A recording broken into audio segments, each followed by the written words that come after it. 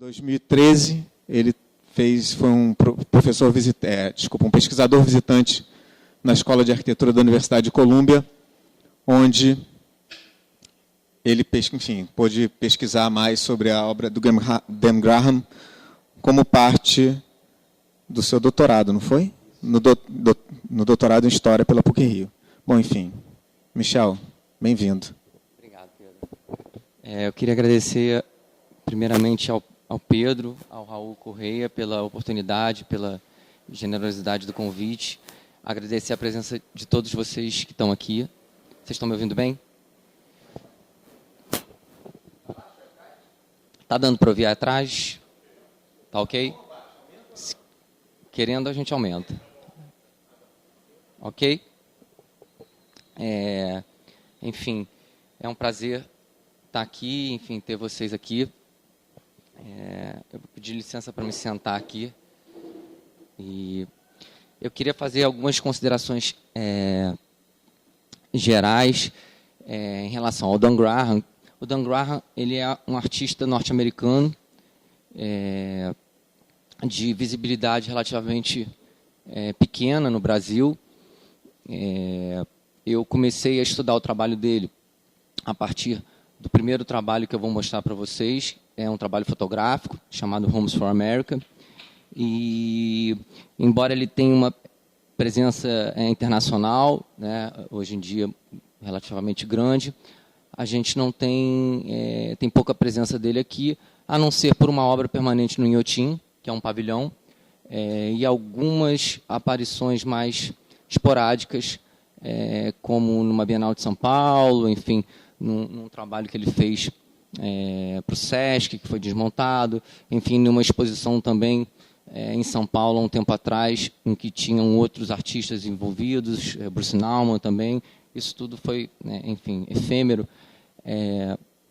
E eu, enfim, tive que ir para a Colômbia para acessar algumas informações, e eu, na verdade, fiz um doutorado em cima da obra dele como um todo, e hoje a ideia era fazer um recorte em relação a um recorte na relação dele com a arquitetura, que sempre foi muito notória para mim, mas cada vez mais, quando eu fui descendo na obra, enfim, me aprofundando na pesquisa, ela foi se revelando muito mais complexa do que parecia.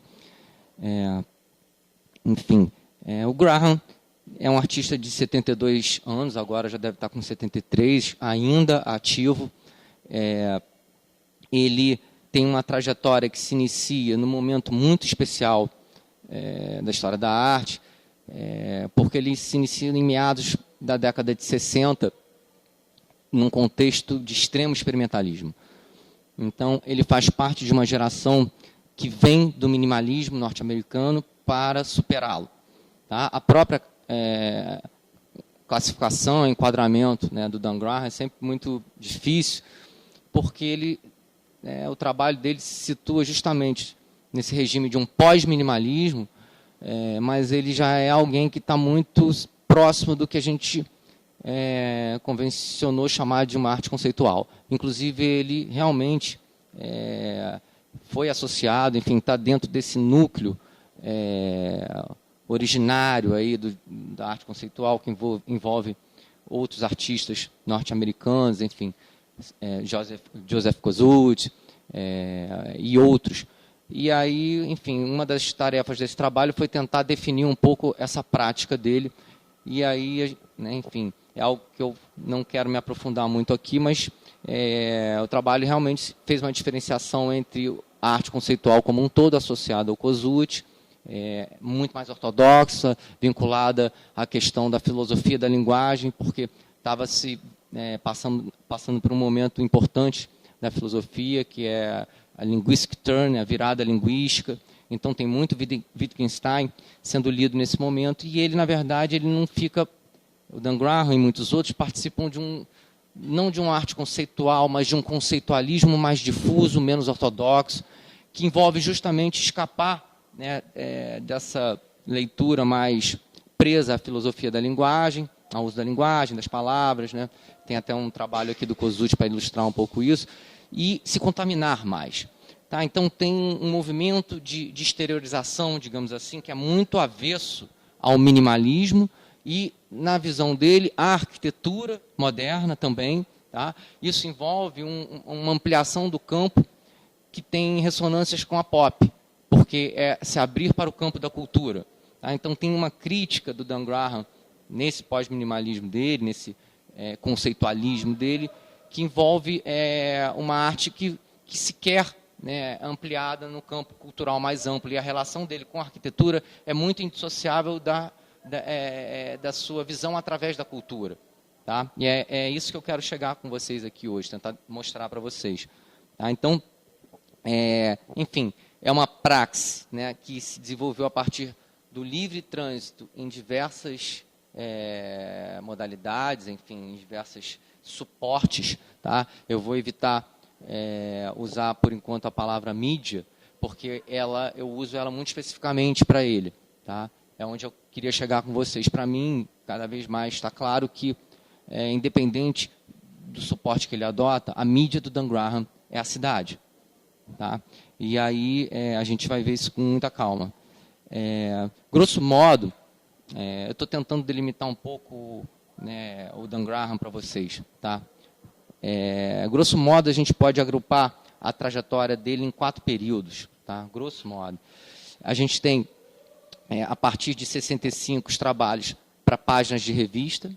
Tá? O Dan Graham inicia a trajetória artística dele muito por acaso. Ele é convidado por 2 amigos a abrir uma galeria, e aí ele vai trabalhar nessa galeria em Nova York. Ela é uma galeria de vida efêmera e fecha rápido, mas ali ele toma contato com o mundo da arte nova-iorquino, que era o principal laboratório de arte contemporânea naquele momento, e, enfim, toma contato com as ideias, com as obras, né, mas ela falha muito rápido, e aí vem toda a história do Homes for America, que ele é obrigado a voltar para a casa dos pais em Nova Jersey, no subúrbio. Tá? Dan Graham foi criado nos subúrbios de Nova Jersey. Tá? E, enfim, o início dele são trabalhos em revistas, já assinalam um regime muito experimental. Tá? Eu não trouxe propriamente essa fase, só o Homes for America, porque eles estariam um pouco fora desse, né, digamos assim, desse escopo arquitetônico, dessa agenda de arquitetura que permeia, que é quase que constante na obra dele.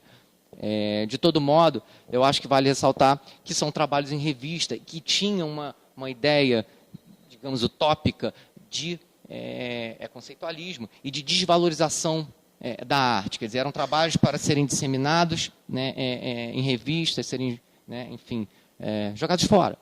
Tá? Então, era um pouco aquela ideia do Orwell, enfim, da arte como mercadoria, isso levado às últimas consequências, uma mercadoria que no final se desvalorizava. Tá? Depois de alguns anos, né, em 69, de 65 a 69, são trabalhos em revista. Tá? Em 69 tem um grande divisor de águas, que é quando ele vai para Halifax, para a escola chamada Nova Scotia College of Art and Design, no Canadá. Ele é convidado a dar aulas lá, num regime de aula também muito pouco convencional, porque eram artistas conceituais, veja bem, vários deles estavam indo para a instituição para desenvolver projetos junto com os alunos. E é nesse momento que ele sai dos trabalhos voltados para a mídia de revista, para o suporte de revista, para trabalhar com vídeo. Porque lá ele vai ser disponibilizado para ele equipamentos que ele não poderia utilizar. Então começam os trabalhos em vídeo, os trabalhos que vão chegar nas videoinstalações, que é um momento realmente muito interessante. Tá? E aí eu trouxe um trabalho bem emblemático. Isso tudo também remonta ao Bruce Nauman, que é um artista que está trabalhando nesse regime pós-minimalista, de superação do minimalismo, mas ainda cercado de algumas das suas premissas. Isso vai até 76, tá? Com uma instalação, e aí a arquitetura aqui é absolutamente, né, intrincada no trabalho. Uma instalação chamada Public Space to Audience, para a Bienal de Veneza. Então, digamos assim, é um momento em que terminam essas instalações, não é uma videoinstalação, é uma instalação, né, muito precisa, muito bem executada, muito bem pensada, estruturalmente falando, e ele, a partir dali, ele vai fazer uma autocrítica, até por conta do êxito, né, ela tinha sido tão perfeita, tão bem recebida, mas, no entanto, ela pecava no sentido de que tinha se aproximado demais do conceito de cubo branco. O que ele estava fazendo seria muito próximo da arquitetura. E a solução que ele encontra é justamente sair das condições ideais, né, enfim, do espaço, né, da galeria, ou de emular esse espaço, e se lança a cidade. Então, começam os projetos, na verdade, são projetos para intervenções urbanas. Então, a gente está falando de 76, está falando de 78, tá? São intervenções que ele chama de fantasiosas no subúrbio. São maquetes, né, que ele faz a partir do contato que ele tem com uma exposição chamada The New York Five, né, no qual envolvia alguns arquitetos famosos, como Michael Graves, agora, se me falha a memória, o Richard Meier, enfim, tem mais outros aí, não estou me lembrando agora. E ele vê essas maquetes e começa a fazer algumas maquetes, porque realmente os trabalhos são de difícil execução. Um deles ele chega a fazer. Tá? Depois disso, finalmente, aí no início dos anos 80, seria a quarta fase dele, ele dá início aos, digamos, famosos pavilhões. Tá? É uma espécie de forma estável, né? São estruturas de aço e vidro que ele desenvolve até hoje. Tá? Vai trabalhando com variações, enfim. Então, ele tem... isso é o que ele faz, está fazendo, enfim, agora, se você olhar, né, ele está trabalhando com isso. Então, tem algumas, né, questões vocês teriam que se indagar, né, até que ponto esse experimentalismo se esgotou, né, num regime de obra autoral, reconhecível, enfim, se a instância crítica tão potente, né, num Dan Graham, num primeiro Graham, ela ainda se faz valer, né, atualmente, dentro de um regime muito institucionalizado, enfim, de uma obra, né, que é prontamente reconhecível, você olha, você vê, é o Dan Graham, tá? São questões que permeiam a nossa conversa aqui hoje. É um corpo de obra amplo, né, diversificado, tá? Tem uma certa positividade, pelo menos ele afirma isso, tá? Esses pavilhões, a ideia dos pavilhões, enfim, de algo vinculado, né, a ideia de lazer, né, de você entrar e você brincar e fotografar. Ele até fala, né, da questão feita para pais e filhos, né, se fotografarem aos domingos. Tem aí né, isso respira certos ares igualitaristas. Tá? Tem que ver até que ponto isso, né, é um regime de inclusão e de absorção, ou se isso, né, seria, digamos, né, grosso modo, né, uma desistência de qualquer alcance crítico, né? Se vender para o sistema. Tá? Essa é a dificuldade, né, de um artista hoje. Né? Eu estou falando isso de um cara que começou em 65, né, afrontando o sistema frontalmente. Tá? Então, é um modelo crítico, conceitualista. É um modelo, ele constrói um modelo. E a arquitetura entra nesse modelo como um elemento conceitual, como outros derivados da cultura, tá? Clichês, teorias psicológicas da época que eram muito efêmeras, né? Que surgiam e sumiam, tá? Enfim, tem um diálogo acirrado e crítico com as linguagens minimalistas, tá? Então vai assumir procedimentos comuns ao minimalismo, né? Reducionismo, tá? A lógica estrutural, um pensamento sempre muito estrutural, estratégias que vão visar suspender significados a priori, porque o problema do minimalismo, né, era muito esse, quer dizer, você fazia trabalhos que supostamente não agenciassem esse, né, significados desse eu interior, de um expressionismo que estava, né, querendo ser vencido a todo custo. Então, a ideia é de um objeto, né, entre aspas, neutro, né, cujo significado vai se dar a partir da sua ocorrência espaço-temporal, né, em ato, né, como se você chegasse ali, né, e se deparasse com aquelas sequências, com aquelas séries, aqueles elementos, né, e você tivesse um embate visual muito elementar com aquilo, e daí a própria frase não se remetesse para fora da cultura, era muito autorreferencial. Era uma ideia, uma premissa, a ideia do instante, do presente, muito vigente na época. Tá? E a ideia, né, sintetizada na frase do Frank Stella, né, what you see is what you see. O que você vê é o que você vê. Claro que isso é passível de críticas, e é justamente aí que o Graham entra. A crítica, né, o diálogo crítico dele com o minimalismo é trazer a instância da cultura, contaminar, né, esses objetos, né, ou a experiência que ele vai propor, né, eu acho que em última instância, de uma psicologia mundana.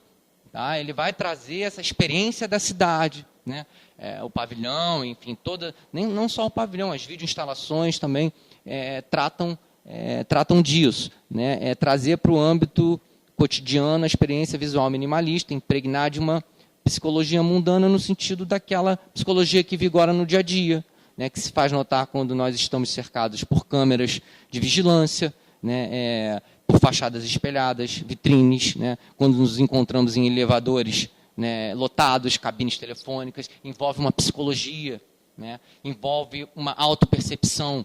Tá? Esse é o movimento muito importante que ele vai fazer, que é justamente trazer as situações típicas da vida urbana contemporânea, né, para dentro dos trabalhos. Tá?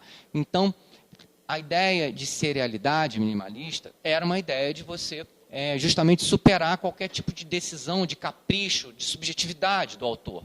Então, são coeficientes matemáticos públicos que operam ali, vão determinar, né, a obra. Daí a ideia, né, de que ela é muito, né, a ideia é uma máquina geradora da obra e tudo mais. Ele vai trabalhar com sistemas de permutação, vai permutando tudo isso, vai trabalhando com a ideia de processo. O minimalismo trazia essa ideia de processualidade, porque o objeto final era um pouco a consequência, né, de sistemas e métodos de permuta, de combinatória. Tá? Isso tudo é muito, muito impessoal. Tá? Só que ele vai fazer isso no sentido de subverter, porque ele justamente quer um pouco o contrário disso. Tá?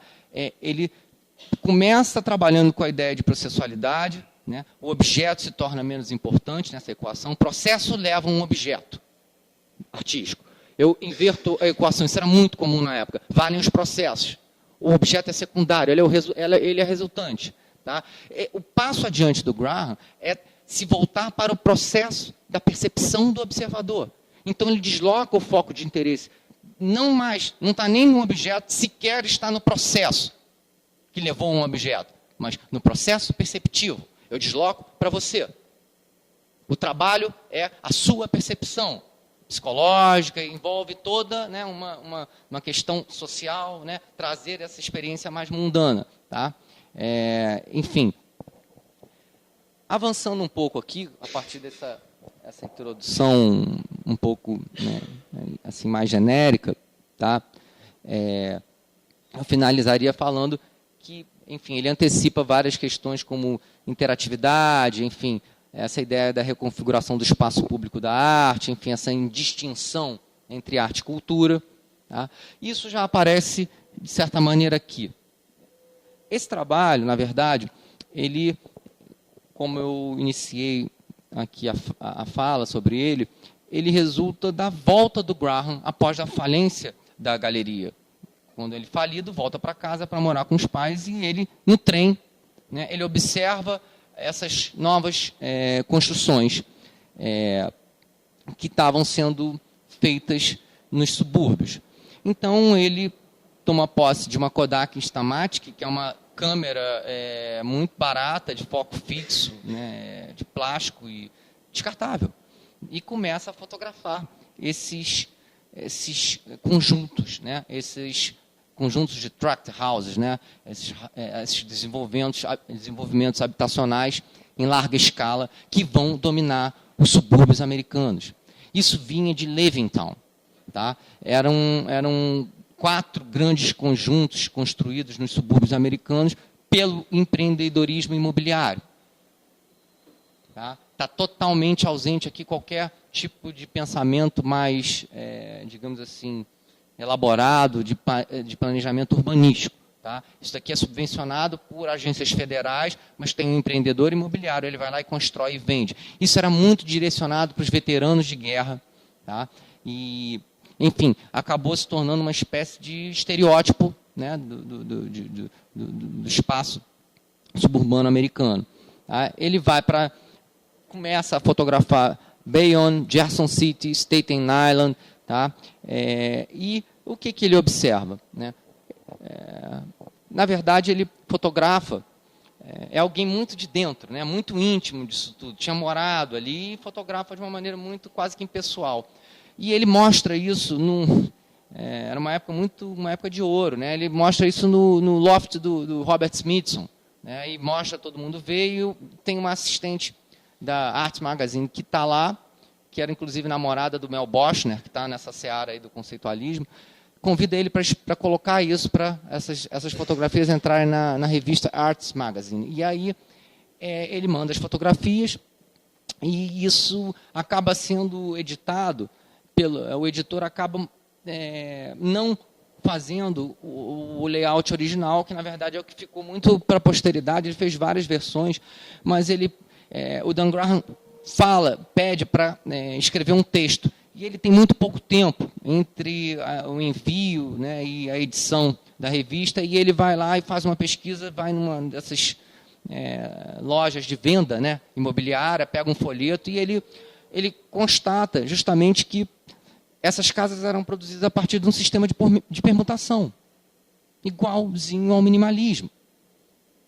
Tá? Então, na verdade, eram 8 modelos de casa, possivelmente combinado com 8 cores, tipos de cores. Então, isso dava, né, um universo aí, combinatório, enfim, que ele vai descrevendo. O texto é todo muito descritivo, muito objetivo, e acompanha as fotos, tá, do que ele chama de método californiano.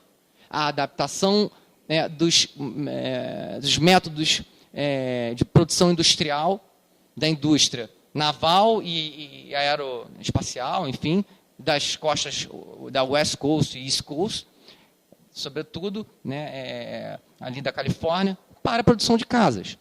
Casas em madeira, casas produzidas em série, sem fundações, dentro do regime de obsolescência programada.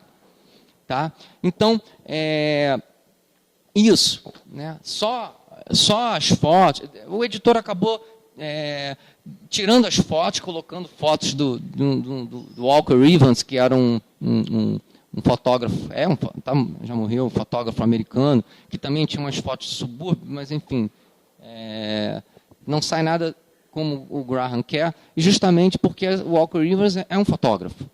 O Dan Graham ele não estava preocupado com o que ele chama de gloss photography, de fotografias artísticas. Ele queria um registro muito banal, né? Assim como eram as casas. A preocupação dele não é com esse tipo de qualidade estética. Inclusive, ele queria que isso fosse publicado na Esquire, que era uma das revistas, né, de grande circulação de massa. Era lá que ele queria reverberar, porque ele queria fazer uma paródia. Era lá que se detonava o subúrbio. Os psicólogos falavam da alienação, né, do ambiente, né, enfim, eventualmente árduo. E ele, né, de certa maneira, ele se coloca numa posição, se não neutra. Né? Algumas fotos que mostram, sobretudo, pessoas, eu acho que levam a alguma coisa, né, de uma poética pastoral moderna, enfim, né, uma celebração da poesia dos subúrbios. O fato é que tem muitos níveis de conceituação. Tá? Porque, primeiro, né, eu acho que está demonstrando, no caso mais especificamente da arquitetura, uma subversão da ideologia da arquitetura moderna, dos ciãs, né, daqueles congressos de arquitetura, que justamente tinham, né, voltado, se direcionado para o problema da habitação em larga escala, do urbanismo, já tinham deixado a arquitetura, o problema era a cidade. Isso tudo tinha, e a partir de uma aproximação com os métodos industriais, isso tinha chegado nisso. Tá? Então, na verdade, não deixa de mostrar isso, não deixa de tensionar, dentro do campo da arte, a questão do minimalismo, porque ele está fazendo uma espécie de fusão minimalismo e pop art, porque isso aqui, né, era a impessoalidade minimalista sendo, né, enfim, era operativa no nível, né, da vida social. Porque escolha, né, era quase que uma ilusão, você, né, permutava sua casa com cor e tudo mais. Né.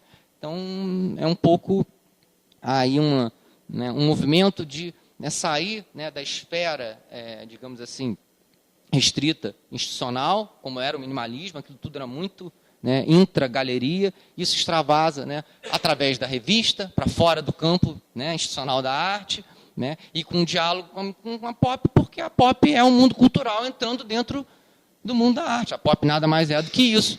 Quer dizer, é um movimento muito campeão de apropriação, né, não do objeto, mas da imagem dos objetos, né, daquilo que não é arte, né, da indústria cultural de massa. Eu coloco isso dentro do mundo da arte, isso reverbera. E reverbera até hoje.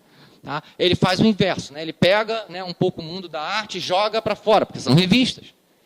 É muito interessante, porque tem algumas leituras que falam que, na verdade, o layout não é nem propriamente fotos ilustrando, né, o urbanismo, né, das casas do subúrbio. Ele mesmo é uma peça de urbanismo, porque ele é uma espécie de sistema de permutação, os blocos de texto e as fotografias, então ele mesmo, né, encarnaria isso, né, seria uma peça de urbanismo.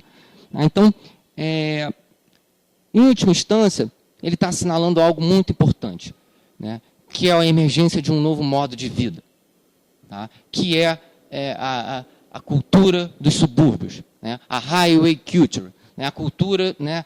O modo de vida vendido em que você mora nos subúrbios, você tem a posse do carro, você anda na autoestrada, as car hops, né? Aquelas mulheres de patins servindo comida nas lanchonetes, né? O drive-in, isso é um modo de vida americano sendo vendido.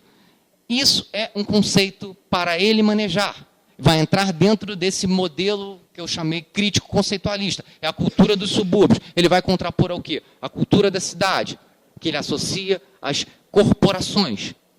E aí tem, o pavilhão dele está impregnado, né, de uma linguagem internacional de arquitetura, que é a linguagem pós-Bauhausiana, né, daqueles imigrantes, né, imigrados, né, arquitetos que tinham vindo da Bauhaus, Marcel Brown, né, o Gropius, e, enfim, o Mies, tá, que ele está criticando, porque virou todo aquilo que tinha sido feito no regime, né, socialista, enfim, social-democracia, tinha virado a arquitetura das corporações.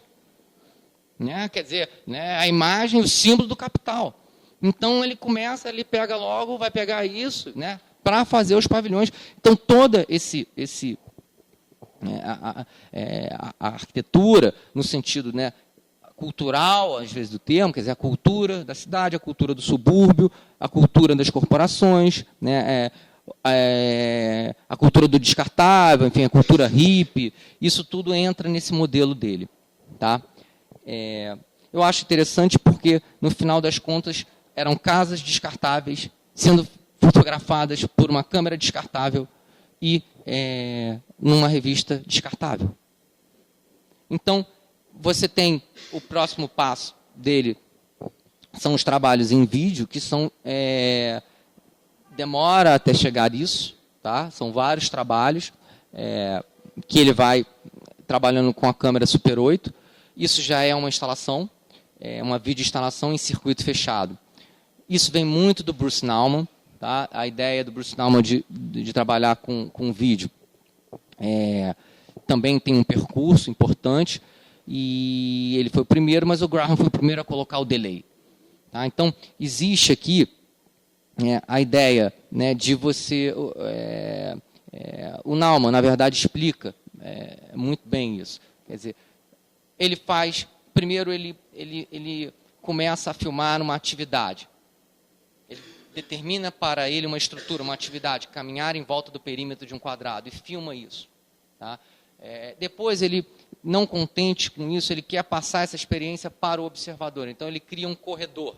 Né? Ele anda dentro desse corredor, se filma. Depois, ele deixa o corredor para você andar lá dentro. Depois, ele magistralmente coloca uma câmera em cima, né, na ponta de entrada, e 2 monitores, né, no final desse corredor. Então, você entra no corredor E uma das imagens, quanto mais você se aproxima, uma das imagens é uma imagem do corredor vazio e a outra aparece uma figura que vai sempre se afastando quanto mais você se aproxima. E a grande sacada, e o que, né, é muito, né, genial, é que é você. Na verdade, é você sendo filmado, né, de costas, porque é um circuito fechado, uma câmera que está bem na entrada, no alto. E isso, na verdade, envolve o quê? Né, a disponibilização e não a tensão de duas informações que não se conciliam. Tá? Uma é a informação do vídeo, né, a informação que você vê, você mesmo, e a outra é a informação sinestésica, do corpo. Elas não se alinham. Então, ele suspende os hábitos perceptivos. Essa ideia de suspender os hábitos perceptivos, o Graham vai levar as últimas consequências a partir do momento em que ele estrutura essas videoinstalações, em que ele coloca o delay. Então, você entra numa sala, você tem uma estrutura muito simples, né? Uma câmera em cima de um monitor. Tá? Essa câmera filma você, tem um espelho atrás e a sua imagem é reproduzida com 8 segundos de delay, que em tese é o tempo neurofisiológico de retenção da memória, reter a informação. Tá? Então, essa ideia, quer dizer, a ideia do feedback era uma ideia corrente na época, quer dizer, a ideia, primeiro, ele já transpôs o interesse dele para o corpo do observador. Isso aqui é um regime pós-objetual, não tem mais um objeto. Né? É você dentro de uma videoinstalação.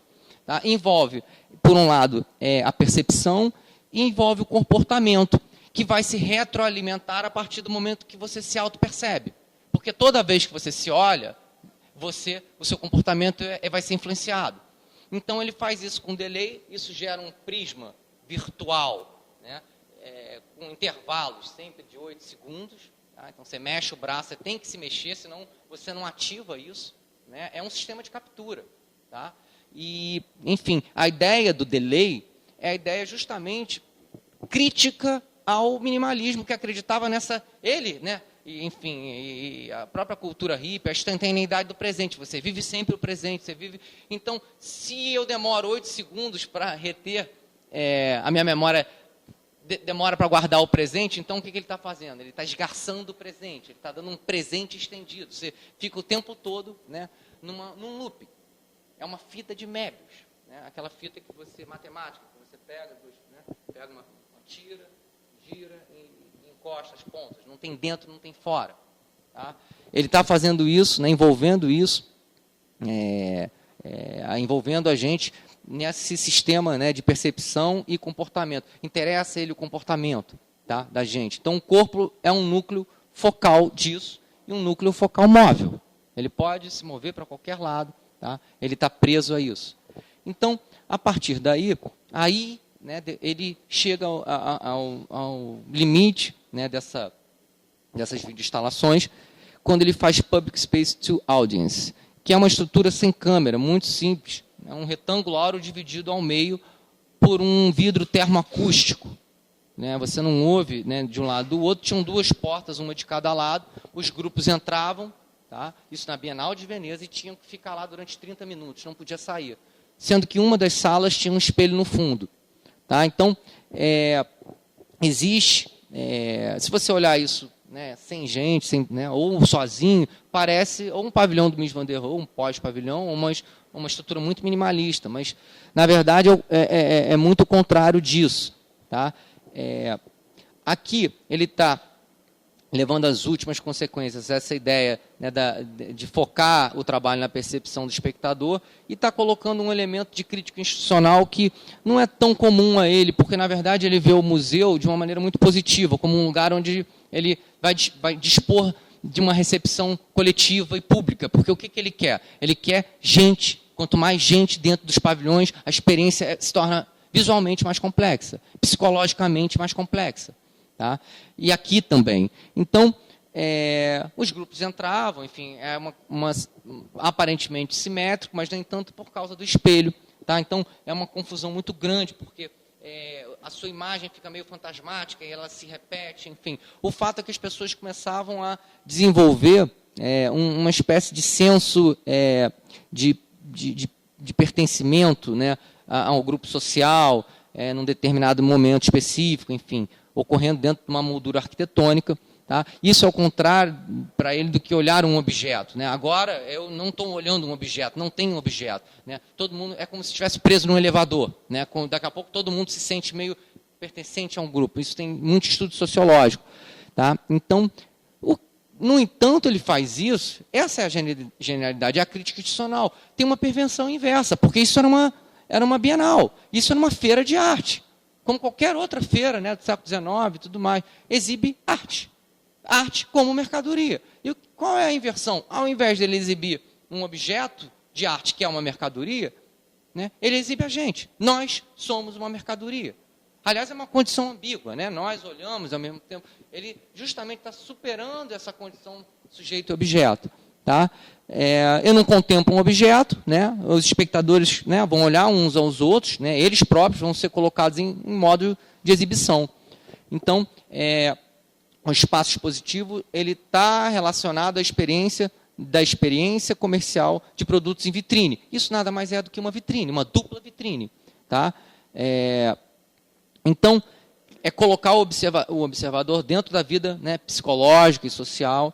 Tá? Então, tem essa ambiguidade, né, do eu, né, esse sujeito, afirmar o sujeito na clave daquilo que é exterior a ele, a mercadoria. Tá? E aí, isso era um pouco o que a Pop tinha feito com um objeto de arte, ele fez com a gente. Tá? Então, a gente, né, meio que subsumido a um tipo social único, consumidor. Tá? E aí, como sempre, o trabalho, né, envolve ocupar a instalação, implica assumir o papel no coeficiente, né, no coeficiente de uma função. Tá? E a gente se torna uma interface crítica do sistema de arte, mesmo que involuntariamente ou mesmo que não percebendo. Tá? Isso envolve, novamente, uma crítica ao minimalismo, porque o objeto minimalista, ele, em tese, se queria neutro. Né? What you see e what you see. Agora, isso daqui é o vidro. O vidro carrega com ele a experiência da vitrine, a experiência, digamos assim, de romper essa autorreflexividade implícita no minimalismo e na arquitetura moderna, funcionalista, né, que também, né, era uma linguagem abstrata, que não fazia referências, né, ao entorno, daí a crítica toda que vem do Venturi, que ele se apega, o Graham, tá? Aqui, empregar o vidro. Eu olho para o vidro não é o vidro, um objeto vidro, né? É o vidro a partir do seu emprego, né, das regras do seu uso cotidiano, das convenções urbanas, do jogo da sua aplicação prática na linguagem da arquitetura. Tá? Então, tem um deslocamento muito de formalismo, de forma, para funcionalismo, nesse sentido de que as coisas no Graham sempre funcionam. É sempre um mecanismo, e a gente toma parte nele, senão ele não funciona. Tá? Um dispositivo funcional, isso vai contra a ideia, né, do caráter contemplativo, né, do objeto de arte, enfim. Então, a estrutura do espaço, as propriedades dos materiais vão adicionar um aspecto performático, vai induzir comportamento. A tendência era que as pessoas fizessem movimentos, imitassem uns aos outros, enfim. Então, aí é o que eu falei para vocês, tem uma autocrítica, isso é um sucesso, mas ele faz uma autocrítica porque ele se aproximou demais da arquitetura, da ideia de cubo branco. Tá? Isso é o Kosuth, para vocês verem como a arte conceitual tinha uma leitura muito,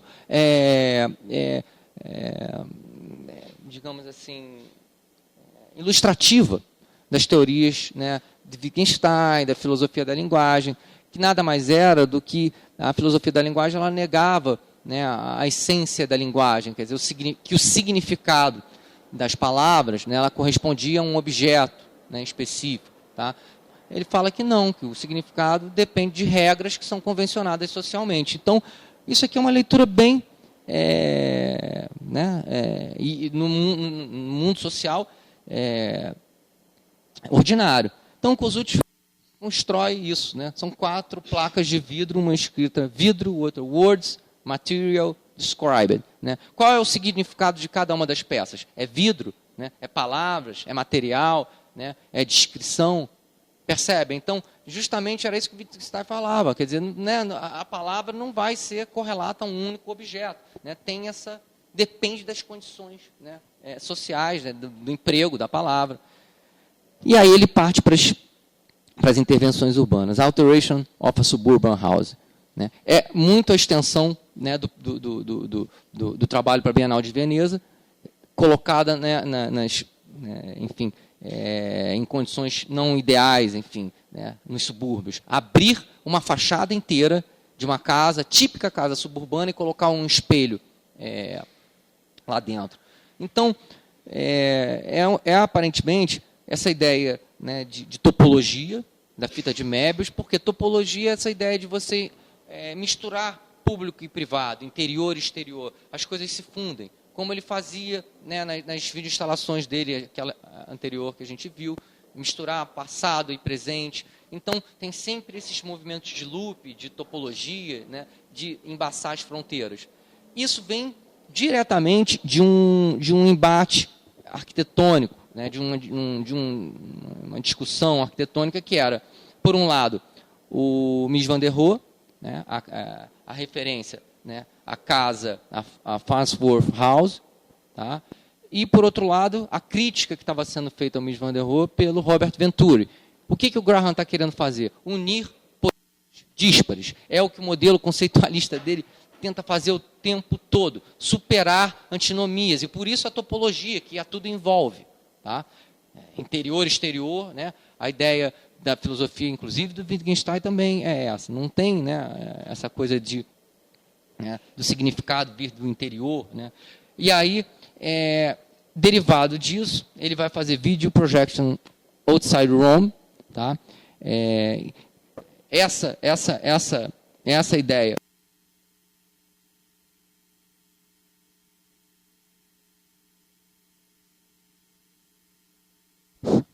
de que, ao invés de ser semioticamente, a partir, né, da linguagem comunicativa, das casas no entorno, ele faz de uma maneira muito literal. A fachada das casas adjacentes do outro lado vai ser espelhada dentro, né, dessa outra casa. Então, é um modo de apropriação do entorno que a arquitetura moderna se negava muito a fazer em seu regime, digamos assim, de autorreferencialidade, sua linguagem abstrata. Tá? Negava, achava, né, esse tipo de linguagem arquitetônica vernacular, né, de pouco valor. Tá? Toda a crítica do Venturi é justamente, né, aprender em Las Vegas, aprender com vernacular.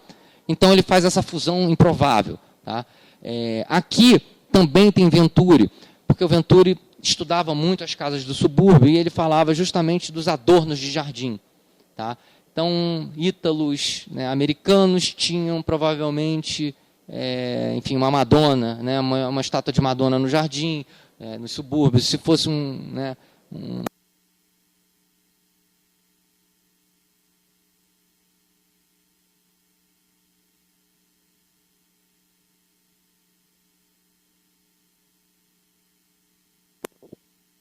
Alô. Ele vai fazer isso a partir da instalação de um monitor de vídeo, muito recente na época. Tudo que é assistido no interior da casa, é exibido do lado de fora. Cartoons, enfim, qualquer programa, jornal, enfim, pornografia, à tarde da noite. O fato é que ele está devassando uma privacidade e, através das escolhas simbólicas, ele está externalizando um arquétipo social. Tá? Então, é um pouco a função daqueles ornamentos kitsch que o Venturi tanto gostava. Tá? Então, o vídeo também está aqui. A ideia da Guild House, né, quer dizer, é um asilo de velhos, né, de idosos assistem televisão. Ele vai lá e faz o quê? Coloca um símbolo para isso, né, uma antena de alumínio anodizada. Tá? Esse trabalho é um trabalho muito singelo, foi o único que foi executado dessas videoinstalações, mas é um que é muito interessante do ponto de vista estrutural. Quer dizer,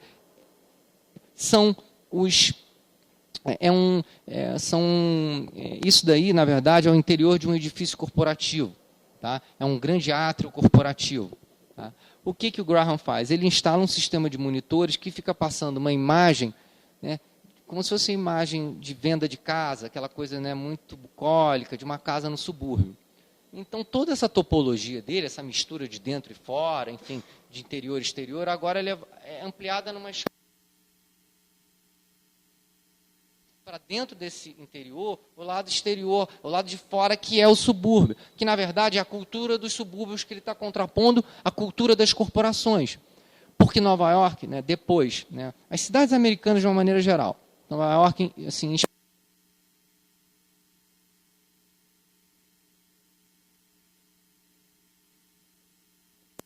passou por uma crise, né, os Estados Unidos passou por uma crise econômica muito grave, então foi um processo de deteriorização das cidades muito acirrado.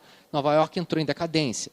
Tá? Toda a década, né, de 70 em Nova York, né, a imagem que a gente tem é de uma cidade, né, violenta, principalmente Bronx, Brooklyn, a região dos piers, né, tinha sido apropriada por movimentos sexuais marginalizados ou por enfim, por ladrões, era muito perigoso. E o que acontece aqui? As corporações passaram a exercer uma espécie de função pública, né?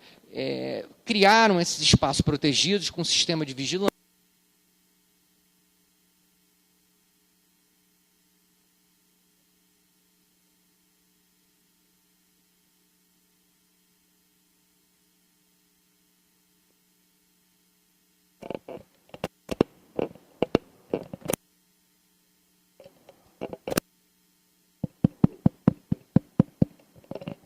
Alô, foi, obrigado.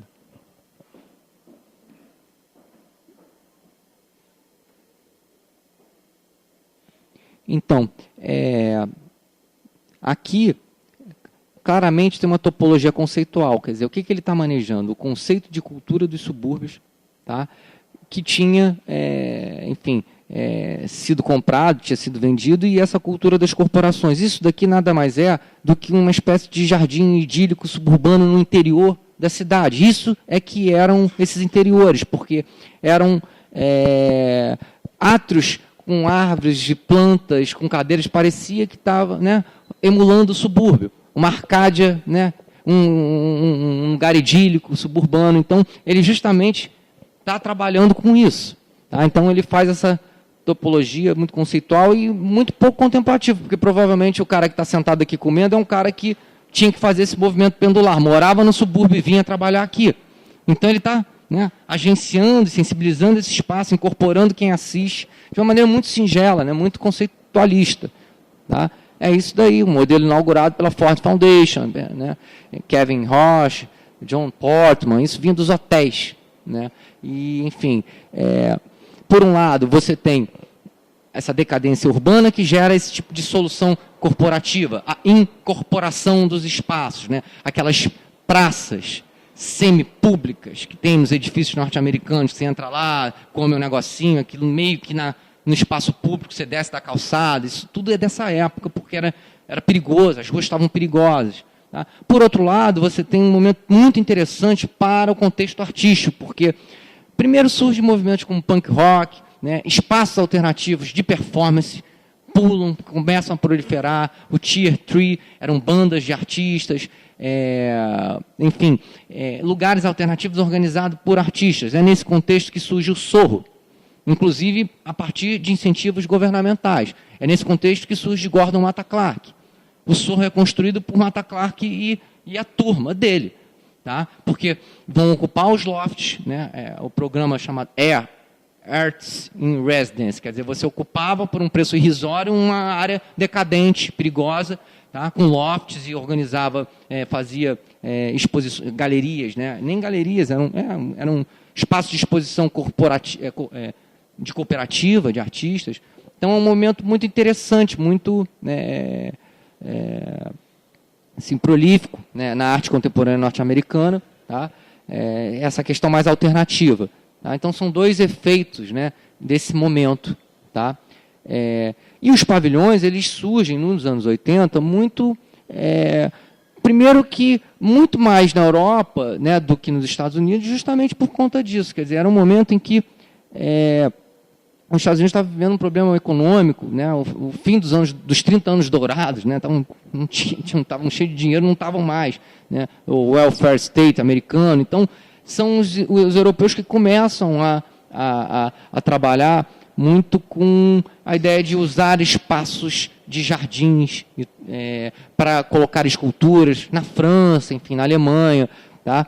Então, o Graham ele estava cansado, né, desses efeitos, né, mais meditativos, de olhar para a obra, ficar contemplando e tudo mais há muito tempo. Tá? E aí ele vai se direcionar, né, para criar, né, um tipo de interface entre a arte e o mundo real. E o pavilhão é um instrumento para isso, porque ele coloca esse pavilhão, né, em lugares públicos. Esse pavilhão pode ir para a cidade ou pode ir para o jardim, tá? De preferência num local aberto. Ele não vai funcionar muito bem em lugares fechados, porque ele depende de luz. Tá? Então, continua o foco no interesse, né, no observador, tá? A ideia de interação, tá? E de flexibilização de fronteiras, né? Agora, entre arte e arquitetura, eu acho que esse aí é o último dos híbridos dele, porque, na verdade, qual é a operação? O Graham se apropria da tipologia do pavilhão, a tipologia histórica, que eram, né, construções de pequeno porte, isoladas, em jardins de grandes residências aristocráticas.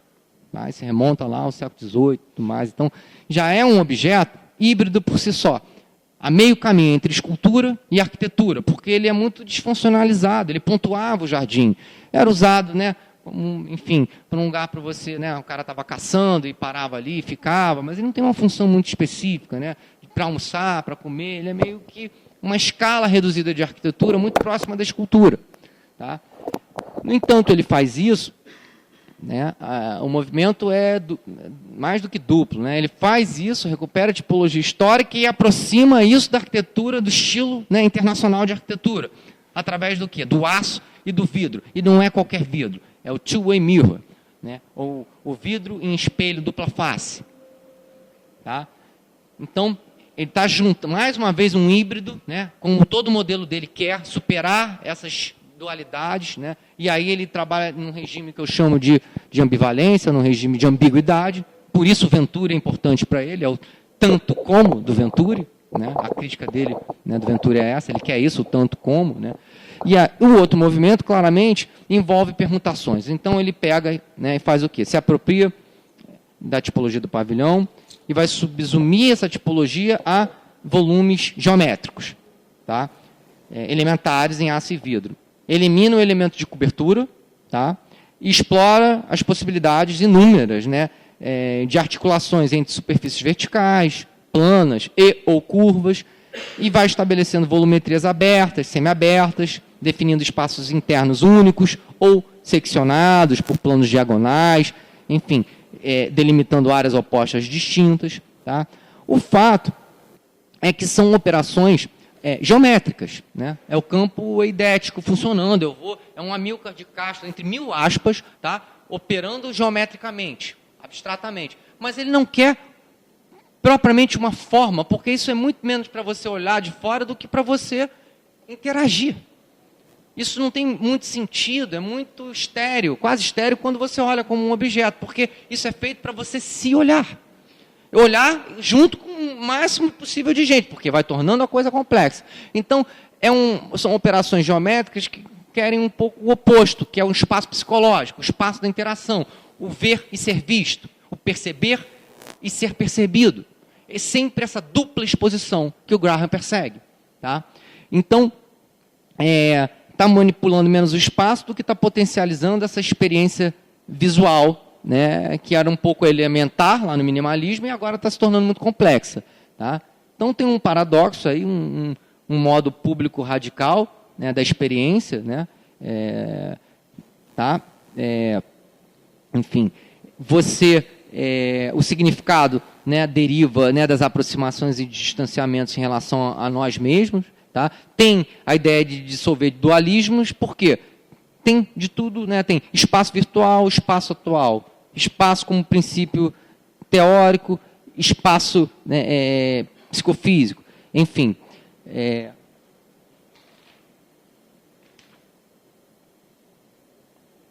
Continente, conteúdo, né, sensível, inteligível, obra, processo, presente, passado, interior, exterior, enfim.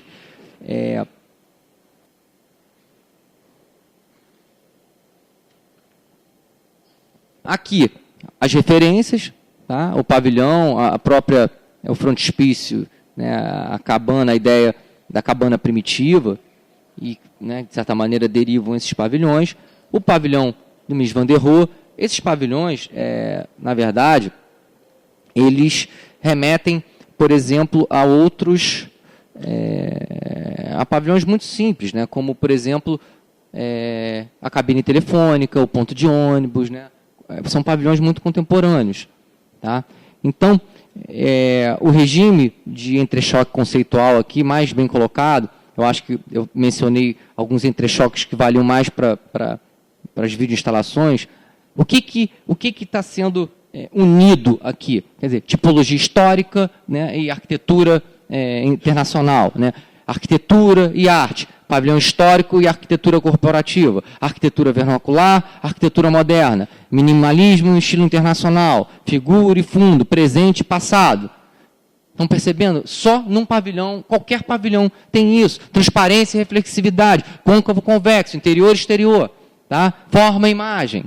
E por aí vai. É um modelo conceitualista muito potente. Tá?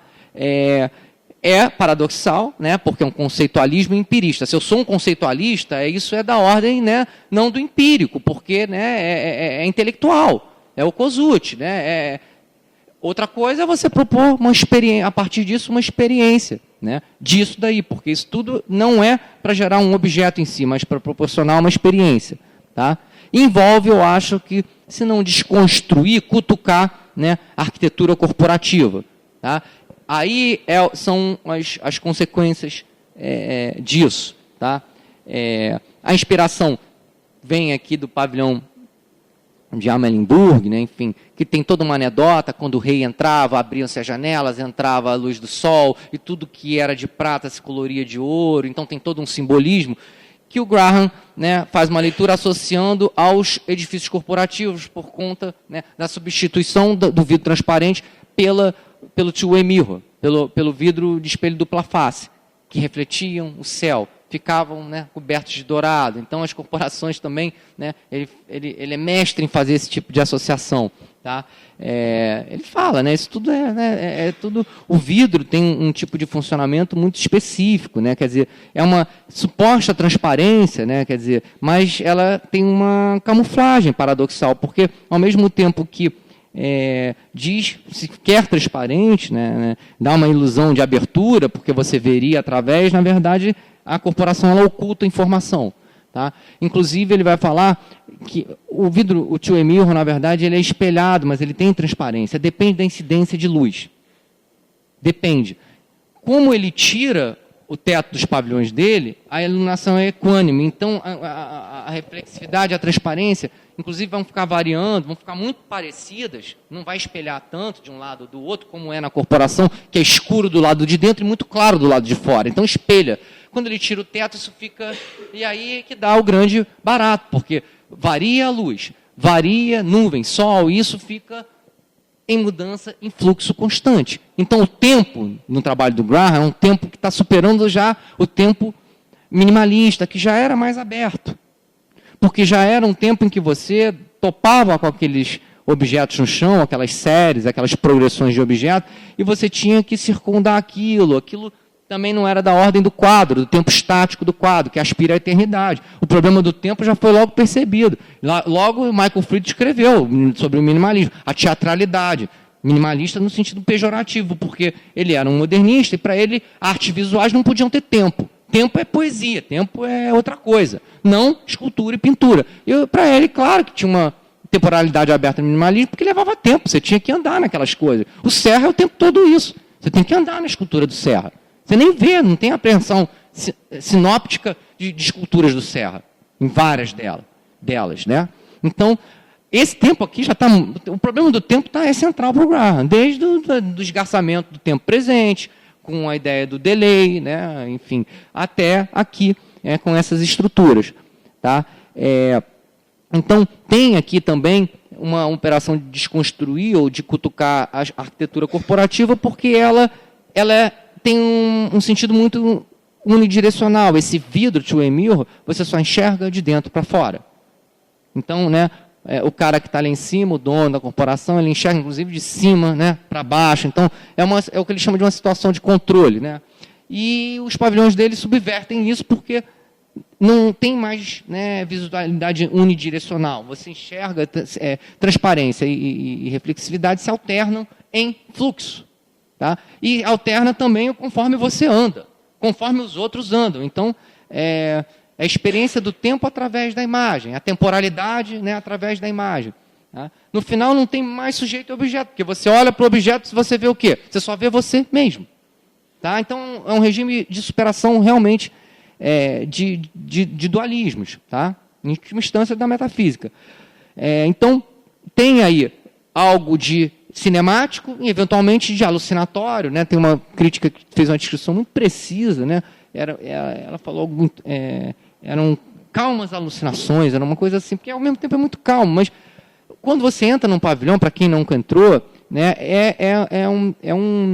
é uma sobreposição de muitos efeitos ópticos, né? Transparência, enfim.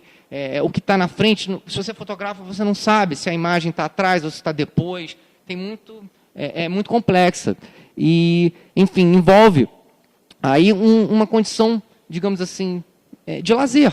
Né? Quer dizer, você pegar o pavilhão, né, a arquitetura internacional, funcionalista, enfim, o funcionalismo todo, e você fazer disso um MIS desfuncionalizado, um MIS vadio, solto, né, para que as pessoas, né, parem no meio do fluxo, né, nervoso da cidade, de repente interajam com isso. Isso é uma possível leitura.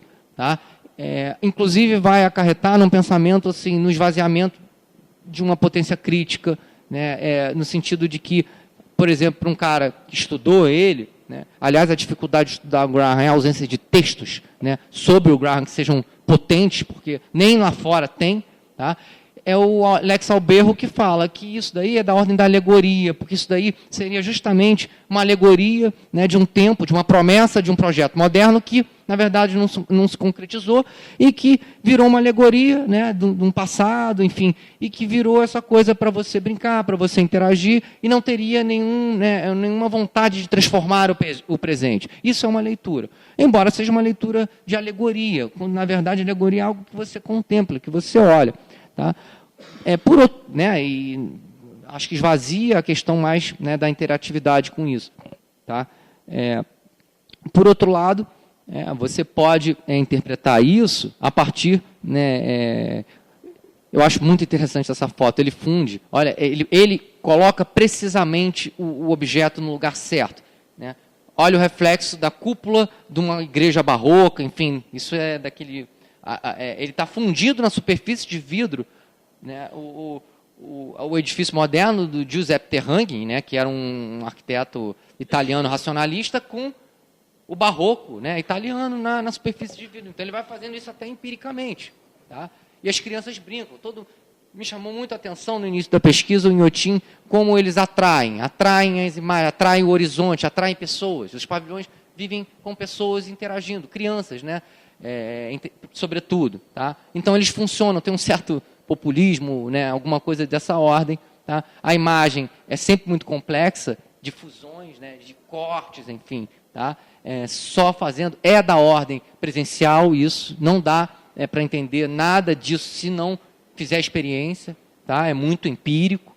E a outra possível leitura, menos dócil disso daí, viria muito através do que a gente percebe no interesse dele pelo rock. Né? Ele faz um vídeo chamado Rock My Religion, tá? Que, em linhas gerais, ele acha que, né, enfim, são as bases antropológicas da América do Norte. Né? Quer dizer, você tem a religião Shaker, né, que vem com Anne Lee, vem, né, da Inglaterra, que era uma ex-operária, enfim, ela funda a religião Shaker, que era baseada, enfim, tem até uma arquitetura, separa homem, né, de mulheres, é tudo muito austero, tá?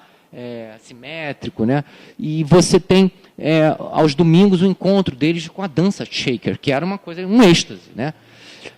Tudo isso era fundamentado na ética do trabalho. Tá? Essa ética do trabalho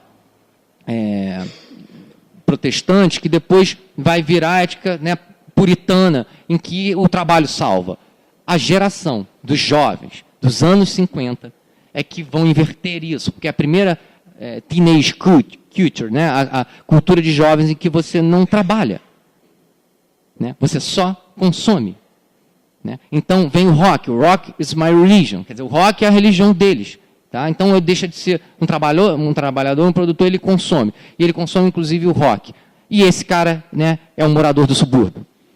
Tá? Então ele vai fazer toda uma narrativa, mas o que interessa mais para a gente aqui é que dentro dessa conjuntura de comportamento que interessa a ele, percepção e comportamento, enfim, esses arranjos sociais que são os pavilhões, e sempre foram os trabalhos, né, de instalação dele, né, ele se interessa pelos desvios e padrões da norma, porque a gente não percebe, mas o comportamento social é ditado por regras e normas. Né? Dá para fazer um paralelo com a linguagem. Isso é social.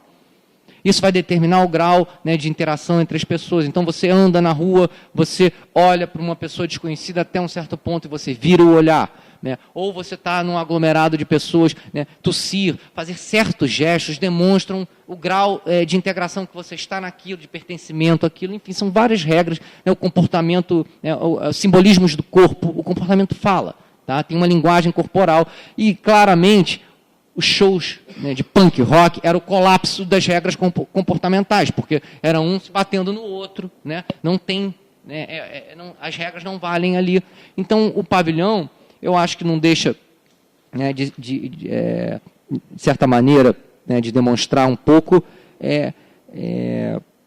tem uma reflexividade crítica nele, porque ele não só diverte, tá? Encanta, né, enfim, ele também é uma caixa behaviorista. Você entra ali, né, ele te isola, ele regula, ele oculta, ele condiciona. Então, são os aspectos ambíguos da própria arquitetura, né, para usar os termos, né, complexidade, né, do Venturi. Né. Ela organiza, a arquitetura organiza, né, operacionaliza, mas também delimita, cerceia, restringe. Tá? Então, está em jogo aqui, né, algo que é muito contemporâneo nos pavilhões, a autoexposição, né, e a vigilância. Você está autoexposto, você está sendo vigiado pelos outros. Então, tem um aspecto menos dócil nesses pavilhões que passam um pouco desapercebidos. E a gente vê o vídeo, né, que também, né, é o cantor no meio da multidão, não tem separação entre performer e público, que é justamente as performances dele, todas essas estruturas. Tá? Então, para encerrar, né, tem esse aspecto mais ácido, tá? Nos pavilhões. Eu acho que olhar um pouco para eles é ver um pouco do sujeito contemporâneo um pouco alienado, né, o sujeito consumidor das feiras de arte, fica lá olhando, fotografando, dá para fazer tranquilamente uma leitura por esse viés. E eu encerraria falando que, né, dentro disso que a gente viu aqui, tá, a postura do Graham, até comparada, por exemplo, com Gordon Latta Clark, que trabalha nesse limiar arte-arquitetura, é uma postura mais conceitualista e distanciada. Não é o cara que vai lá e quebra as paredes, né? Está num regime muito escultura e arquitetura. Ele está no regime arte e arquitetura, o binômio que ele está trabalhando e tensionando. Tá? Muito via cultura, né? Acho que deu para perceber. Tá? É mais teórica, né? É mais a do projetista, não como um arquiteto, mas de um articulador, um propositor, um estrategista, né, conceitual, que vai viver de se apropriar de informações fornecidas pela cidade para reprocessar sob a forma de trabalhos. Tá? Então, acho que desde Homes for America, o Graham assume a arquitetura a partir da sua escala urbanística, do seu aspecto histórico, enfim, da sua condição cultural. Né? Daí, cultura do subúrbio, cultura das corporações. Tá? O urbano é uma ferramenta teórica. Tá? Por isso ele vai falar, ao contrário do cubo branco, é o plano urbano. Então ele opera dentro, né, desse regime, né, em que a cidade ele opera intelectualmente através da cidade. Ela é um ponto de referência dinâmico e constante, um pouco insituável, some um pouco, aparece com maior vulto, às vezes. Tá? A cidade é uma matriz teórica para a sua inteligência operativa. Tá? A cidade é é uma mídia, é a mídia cidade. Ok? Obrigado. Só passar um vídeo que tem 3 minutos, que eu acho que dá uma ilustrada no que a gente viu. E aí a gente encerra, pode fazer algumas perguntas se vocês quiserem.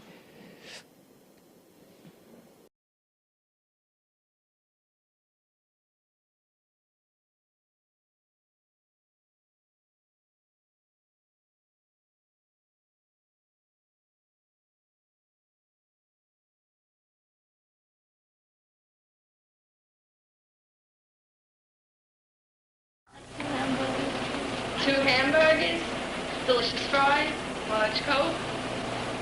Fast food restaurants and housing developments are laid out parallel to each other along the highway. The decor of the restaurant conveys the feeling of the natural and the rustic.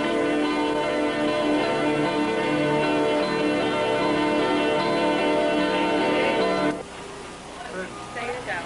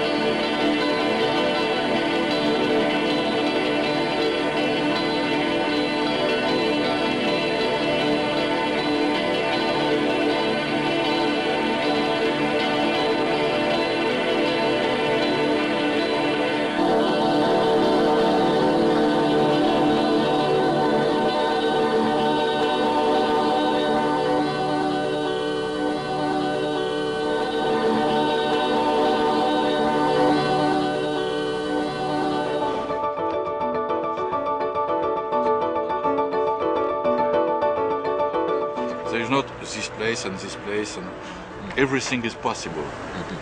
Also, you should be equidistant between these old buildings and this new building. Yeah. This is kind of link to do between both. Yeah. But you have to avoid taking down the trees because they're very old.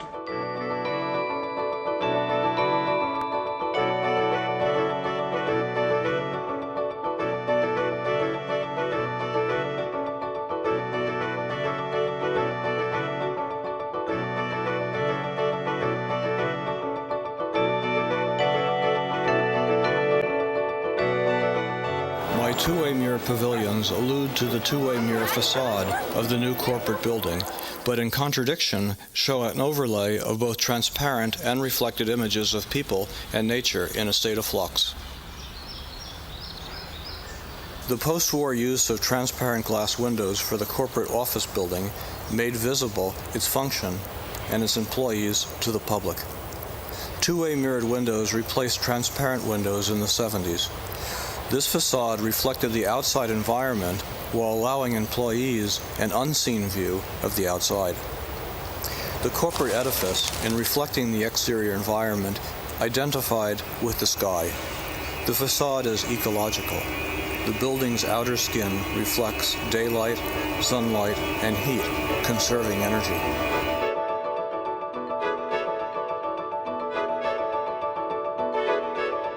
This piece, now sited in a public park just outside of ING Bank in Brussels, Belgium, was originally done for a show that was done called Voici at the Palais des Beaux-Arts, where it was actually two cylinders off aligned with each other, both two-way mirror glass. And it was very much involved with the structure, the circular structure of the room, the room of the Palais des Beaux-Arts, which is a very 1930s building. It was actually purchased and partly subsidized by the then Bank Lambert, which became ING. They couldn't find a place for it in their lobby, in their corporate collection, so they cited it outside, and as you see in the video, it's used for people during lunch break to relax and enjoy themselves inside.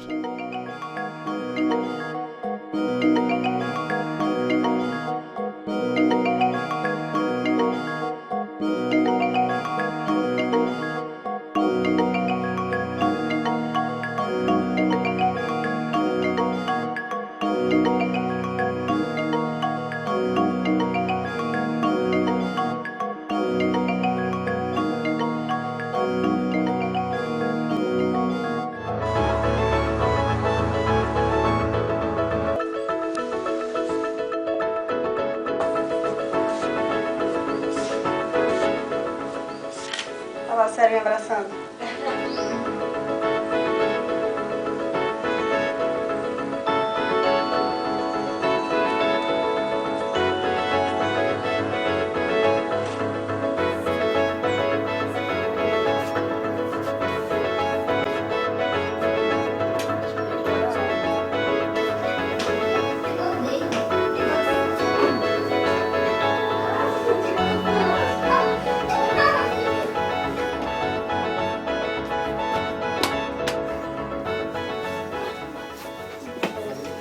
Mas claro que é você na vida real, tá? Aqui é na vida real?